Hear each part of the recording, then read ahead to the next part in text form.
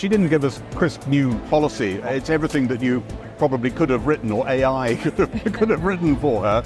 I don't know whether AI does quite so many cliches. She bought into that austerity image, actually, because she wanted to be a Labour Iron Chancellor. Absolutely. During her speech, we got the vote through from the nurses rejecting a 5.5% pay offer. They didn't quite stand up on a chair like the demonstrator, but they did the nearest equivalent by tweeting as she spoke about pay, I think.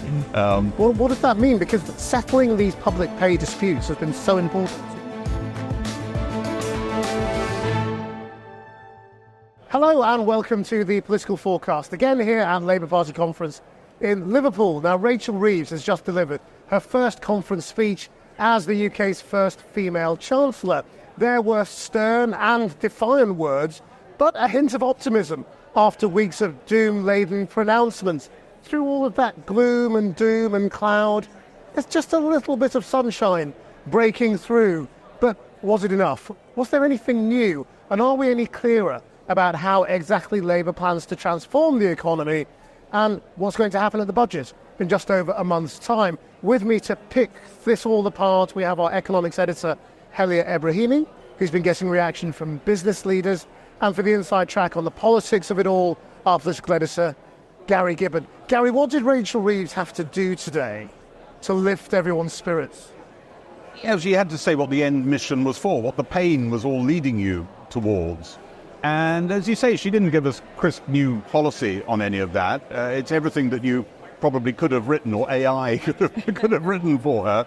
I don't know whether AI does quite so many cliches, but it's what she did what she needed to do. She tried to say she didn't use this a particular cliche. There's a city on a hill at the end of all of this. Things will be better. It'll be worth all the pain. And that's the bit which everybody just about that you talk to feels has been missing from the government message. And is that because they thought they had overdone the doom and gloom? Yeah. They wrongly calibrated, lost touch with what the impact of their messaging, and they blame it a bit on the fact that the riots interrupted the sequencing that they had planned. The Rachel Reeves announcement on the black hole will be followed by Keir Starmer doing a speech. But we saw Keir Starmer's speech, or a version of it, a bit later in the year. That didn't exactly cheer anyone up. If anything, it sort of sent people closer to the edge of the bridge. When you talk to some of the business leaders, they were saying, message received, this is way, way too much. You get all of this before a normal budget, and clearly they want to lay a lot of the blame on the Tories for the economic inheritance. But at some point, you get to think that actually the product they're selling, GB, is not going to sell. So when you say message received, you mean they had been telling the government, this is lay what off? they say. They say, enough. Yeah. You've got to change the tone. This isn't working anymore. Certainly this morning, before the speech, they were very happy. They said the government's understood. Message has been received. What effect did business think it was having? I mean, do they really think that the government sounding gloomy has a material effect on the economy? Well, the government sounding gloomy is all about managing different departments, right? We've got no money to spend, and also if things are bleak, then it's not our fault. And by the way, if there's any good news in the budget, then that is all of our fault. They're building up to a budget where they want to please people. I think from an investor perspective and from a business perspective, they said to me today at least that each of the policies, because we have had a lot of policies about capital and about wealth and, how are they going to raise money? The workers' rights bill, each of these policies on their own is defensible. But when you put it all together, then it makes Britain feel like it's not inviting wealth creators, entrepreneurs, investment companies. And other than sounding a little less gloomy, what do they want us to actually remember from her speech in terms of announcements or things she said? Well, as I say, there weren't fresh announcements, but she wants to remind you of where Labour's taking you if you're concerned about zero-hours contracts, if you're concerned about investment in the public services. She's kind of saying this stuff will happen, and there will be things that people voting Labour will promise that will happen. They're just trying to remind people that they haven't taken their eye off the ball, because if you've had, whatever it is, quite a few weeks now of just hearing ministers talk about black holes, does that I'm not great on this particular area of astrophysics, but I think you come out of black holes, do you? It's not a terribly cheery prospect. And everything is a bit strange on the way in as well. Yeah. But she was really talking up investment because she's been accused of not delivering enough public investment, and she's talking that up. People want change because they think Britain's not working. The roads don't work, the hospitals don't work. So part of the Labour election victory is about bringing in that positive change. But at the moment, the problem is that when you look at the numbers, there is going to be a significant amount of cutting, not just in day-to-day spending, but also the IFS, the think tank, have calculated that there's expected to be £18 billion of cutting. And Labour have already talked about cancelling the hospital buildings programme, building 40 new hospitals, rail schemes, the supercomputer. I mean, it's endless. And we had a little challenge to her team afterwards about this, asking, well, she says this isn't a return to austerity, which, to answer your earlier question, was one of the key things she wanted people to come away from this speech with. But she's kind of choosing her own definition of austerity, because quite a lot of people looking at the state of the public realm and the fact that they're looking for in-year cuts would say, actually, to me, that is austerity. You've got a lowercase a on it rather than a capital. Her team's argument is, well, no, what we're cutting are things that there was never any money attached to. So those hospitals, for instance, not properly costed, not properly put into the tables, with backed up finance. So that's their argument on the other side. But it might look, feel and smell like austerity. I just want to come back to austerity in a moment, but on investments, what this means is that they need to find billions and 18 billion at least just to stand still. Yeah, in the budget. And where's it going to come from? So either they have to change their fiscal rules, and there's a fair bit of announcement about some of the language used in the speech. Is it new? What does it indicate? In it, she says, and conference, it is time that the Treasury moved on from just counting the cost of investments in our economy to recognising the benefits too. And why is that important? There's been a big debate about the fiscal rules. These are rules designed to kind of limit and control governments about how much they spend and borrow. There's been lots of discussion about whether they're going to change the definition of debt, which would allow them to borrow more money, or whether they're going to do something much more radical, which is like if I had a house and I took out a mortgage, on that balance sheet I would both have on how much I'm borrowing, but also the value of my house. What the house is worth, yeah. What the house is worth. So there is an argument that you're going to describe the net worth of the country, which would allow you to borrow more to invest, because that's what gives you growth. But can she do that and be consistent with everything she said in the past? She looked like she's bending her own rules. Yeah, I mean, I asked her today, that's the danger. whether she was looking at changing the fiscal rules, and she constantly implies that she isn't. She's absolutely right, but that phrase that Helia's picked out, she used in a couple of the interviews. It's absolutely no accident it's there. They're up to something. They say, oh, we're just talking about how the Treasury culture needs to change, and there's always been a criticism of that, but that would be meaningless. If that sentence is in there, it's in there for a reason. I suspect, as Helia suspects, that they're moving towards something that redefines rules which we thought were written in stone, and that would be very interesting, and that could be part of that mix, which answers your question about the 18 billion and where it comes from. That could help us substantially. So if she does rewrite the rules a little bit, what does that enable us to do? Is it you can borrow more? Much more. It depends how much she changes the rules. So it's simply by recategorising debt, for example, you could deliver yourself an extra £16 billion. But Chris, I think it's important to remember that this isn't £16 billion that's going to fall out of the sky. It's still £16 billion that you will have to borrow more. You will have the ability, the headroom to borrow more. So people on the right of the debate will point to that and say, this is just completely irresponsible government. Our rules are too lax and you're just borrowing this money. I think the critical question is, how do you deliver that kind of change and that kind of growth in Britain when the railways aren't working, when the health service isn't working? Because her ambition, she claims, is to get the biggest growth in the G7, which is, that's an absurd ambition. given that means more than America? I mean, it's slightly bonkers because it means going toe-to-toe with the US. So in terms of, say, GDP per capita, the US is growing at 1.5%, we're growing at 1%. And Resolution Foundation recently did some research. And they said if you add in all of the changes that the Labour are talking about... That's planning and then wealth fund. Exactly, and wealth all that fund, stuff, GB energy, everything. You put it all in the pot, you only get halfway towards the US. I mean, we're talking about a very substantial increase in wealth per person. But of course, that's what we need, because the reality is that the UK isn't doing very well. And that is to come back to this question of austerity, about how we feel better. There's a possibility that you're technically not in austerity, but we all feel like we are. Yes, and then whether you hit your target of fastest growth in the G7, what a technocratic slogan to come up with. What do we want? Fastest growth. When do we want it now? It will have no impact unless people feel they're getting their hips sorted or whatever it is, that their interaction with the public sector has improved in some way. And Labour know that.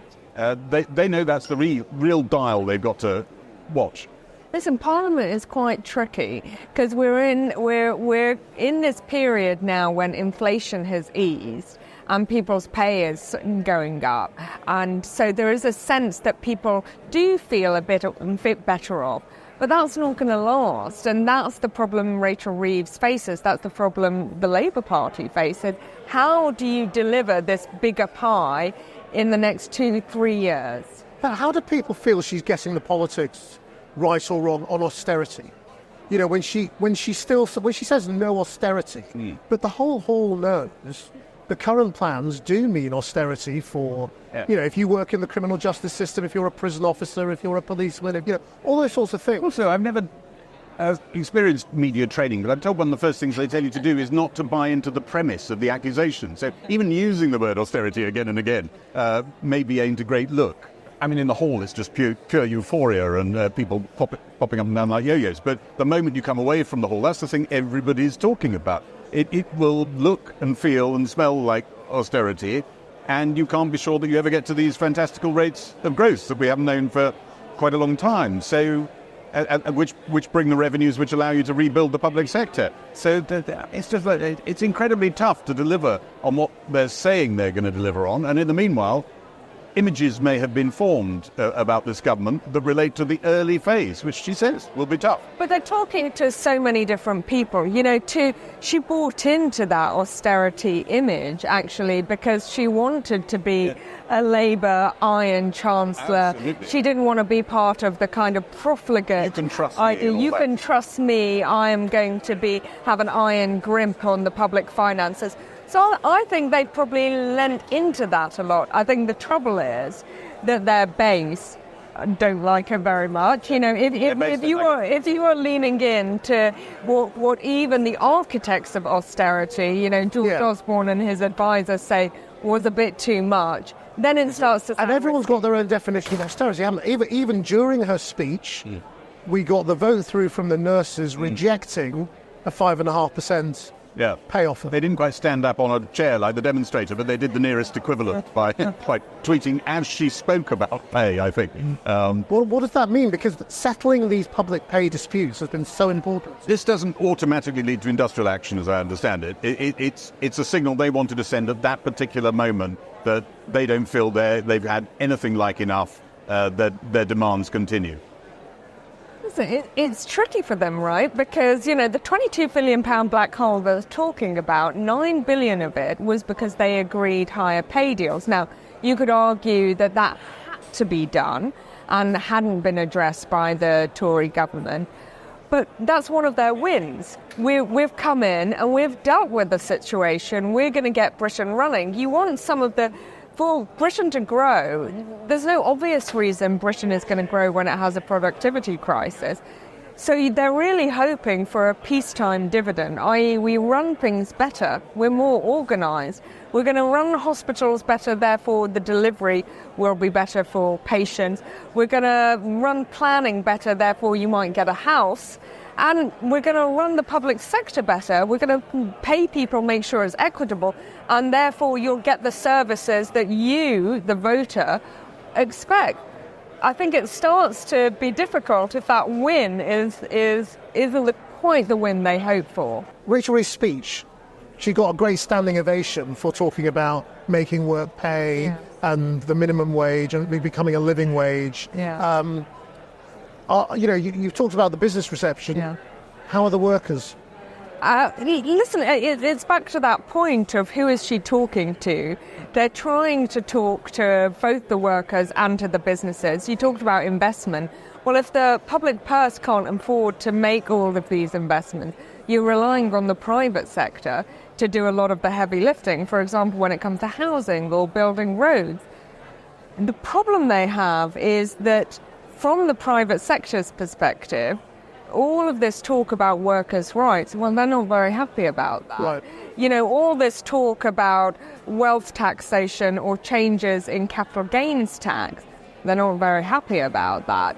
So I think they're trying to straddle at the same time as talking to their base about things that they're interested in, public sector pay, making sure workers' rights are protected. They're trying to attract businesses.